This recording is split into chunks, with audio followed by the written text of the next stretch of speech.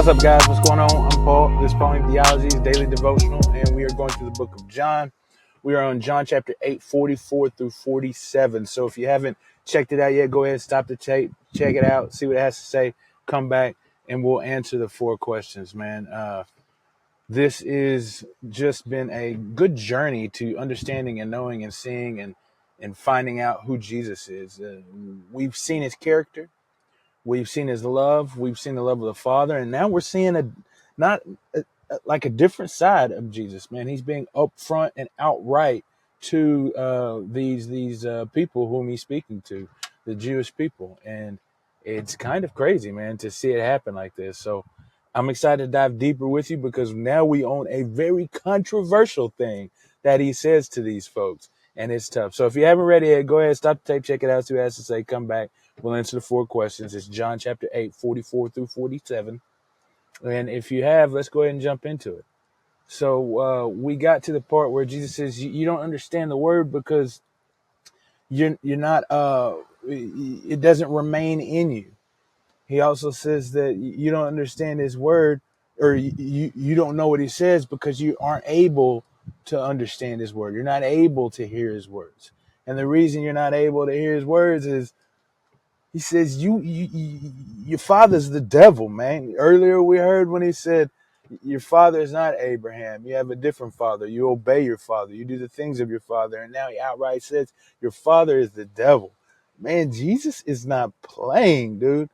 He says here, he's speaking with people who said that they believed in him, man. People who claim belief in him, but then they don't listen to what he has to say. So there's like a disconnect going on here. They hear his words, they see his actions, and they're like, man, this guy has something else. But just like all of the other people before, there's some excuse that they give not to follow him. But Jesus is giving them the real excuse, the real reason behind all of this. He says, because your father is the devil. That's the reason why you do the things that you do. He says you desire to do what your father does. His desires are your desires. His will is your will. And then he goes on and he characterizes who Satan is. He says he's a murderer from the beginning, and the truth he does not stand in. He says he was a liar, and every time he speaks, man, it comes from himself, these lies do, because he is the father of lies. So there's 2 big things he calls Satan. He says a killer, a murderer, and then he calls him a liar. But the lying part, that is the toughest thing I've been studying, and it's just opened my eyes clearly to what Satan is doing even now today. Because Jesus says you will die in your sins. He says, unless you believe in me, you will die in your sins. And then the next time he speaks about this, he says that you're slaves to sin. They say, no, we're children of Abraham. He says, no, you're slaves to sin. And unless you believe in him, you will die in your sins. And then now he says, your father is Satan. He's a murderer, and he is murdering still today, as he murdered Adam and Eve. And how did he do so? With a lie. With a lie. He said, surely you will not die. God said, you will surely die. And then Satan, in the form of a serpent, came to Adam and Eve and said, surely you will not die. They believed him, ate from the fruit, and from that death, sin and death spread everywhere. And he is still doing this today because as Jesus tells them, you will die in your sins. As he tells them they are slaves to sin, Satan is saying, surely you won't die. Surely these sins will not kill you. And as they believe this, they are being murdered. They are being killed. This lie that Satan has perpetrated still today, man, this is so tough, man. This is so tough. It's just a revelation that came to me. And as I go out, as I begin to spread the message of Jesus to this world through the van ministry, the chaplain ministry that I do, to the nomadic community, this is the thing that I want to emphasize now, even now, is the fact that Satan is whispering lies to them. Surely you won't die if you do this. Surely you won't die if you add this. And that is not the truth. That is not the truth. But why do they not believe the truth? It says, precisely because they are from Satan, they do not hear the truth. It is precisely because they were from Satan that they do not hear the truth. And this is the same thing we've been hearing from Jesus, that it takes a characterizing change, a category change. They cannot be from this earth. They have to be from above. A birth from above must take place for them to follow. The word that has been used a lot here recently when he says you not hear me or you're not listening is a kuo, and with that comes the intention, I believe, of walking or talk or acting out the things that they hear. That's what we talk about in Trusting Jesus Ministries, is that as we trust Jesus, we give more of our life to him and we listen to what he has to say. That's what true trust is. It's doing what he says because we believe that what he says is real. That's what trust is. And that's not what they're doing. That's not what the Jews are doing. And he says, man, you don't believe me precisely because their father is Satan. And then Jesus goes on to say, he says that that those who are from God hear, and that word, like I said, akuo, means to listen. You know, whenever you were younger, or maybe still now today, I was talking to a buddy. He's like, man, I still say this today. But he says, you hear me, but are you listening? You hear me, but are you listening? Because listening implies taking heed to what has been said and then acting upon that understanding.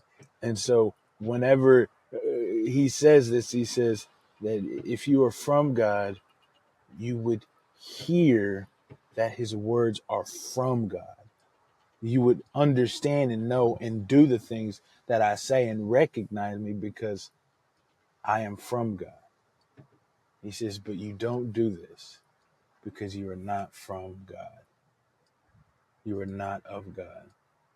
And it goes back to, this whole thing goes back to the prologue where John speaks abundantly about these things. And he says it's not by birth or the will of man, but the will of God that you are children of God. So it's not by descent. It's not by blood. It's not by desire, but it's by the will of God. And that's what they claim, that descent by seed, but they're not children. They're not children. Man, what's to say about God? Well, first off, it says that Jesus is the sinless one. I forgot to say it, but in this dialogue between them, he says, which one of you is going to convict me of sin? Or which one of you can reprove me of sin? He says you can't. He says you can't. What this is amazing in one way, is that he would proclaim this. Not that he just lived it out, because obviously he didn't sin, but with boldness, he states this fact. He states the fact that no one can convict him of sin, which means that he is perfectly aligning himself with the will and the desire of the Father.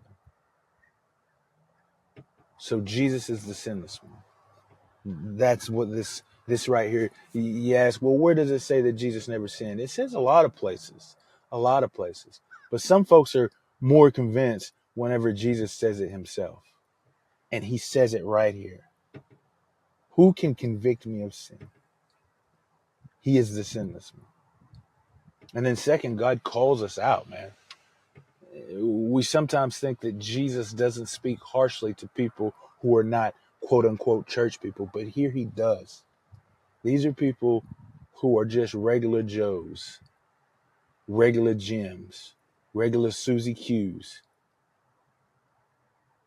And he says to them, you are sons of Satan. Oh my goodness, man. Jesus calls them out. Jesus calls them out, and God calls us out. And that leads to man is that sometimes we would rather live in a lie than face the truth. As Jesus proclaims to us the truth, the harshness of the reality that we are in, we don't want to believe it because we would rather live in the lie.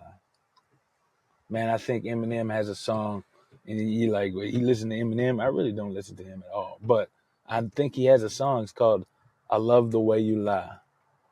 It's because people want to hear that sweetness told to them. They don't want to hear the truth about their situation. I don't want to hear the truth about my situation. But I'm glad that God opened my eyes to what could truly happen in my life if I trust him. And so I moved from the lie of Satan says, surely you won't die, to the truth that these sins will kill me. And so, man, we would rather live in the lie than face the truth. Let's not do that. So how do we apply these truths to our lives? Well, the question is, where are you living in the lie? Where is it that we are sacrificing our relationship with God because we so desire to do some lie that Satan is spewing to us, where it doesn't really matter? It's not hurting anything. Where is that lie? And refute it with the power of the gospel, with the truth of what God has to say to us. Hey, I appreciate you guys for listening, and I will see you in the next episode.